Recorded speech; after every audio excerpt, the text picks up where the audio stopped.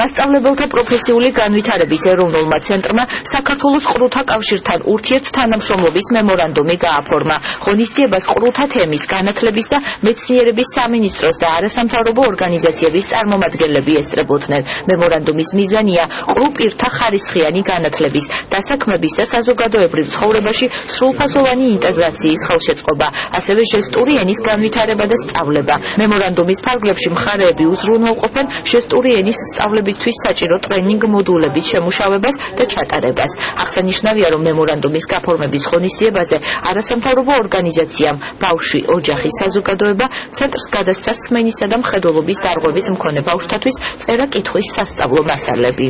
ეს გულისხმობს მოდულების შექმნას, ჟესტური ენის სწავლების მოდულების შექმნას, ამ მოდულებით იმ პირების გადამზადებას, ვინც ასწავლის ყრუ ბავშვებს, არა მარტო პედაგოგებს, არამედ აქ შეიძლება იგულისხმებოდეს მშობლებიც, ის პირები, ვინც დამოკიდებულია ახლო წრეში იმყოფება ჩვენ ბავშვებთან. საქართველოს განათლებისა და მეცნიერების სამინისტრო ძალიან მოხარულია, რომ დღეს ეს ფაქტი აღსრულდა.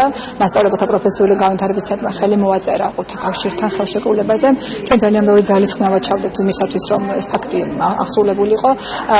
ინვესტიცია როგორც ფულადი, ასევე მეთოდოლოგიური თვალსაზრისით ჩადებული ნორვეგიელების მხრიდან და ვითარდება, ასე ვთქვათ, ქართული ჟესტური ენა და ვითარდება სხვადასხვა ჯგუფი, რომელსაც ჭირდება ამ ენის, ასე ვთქვათ, მოხმარება.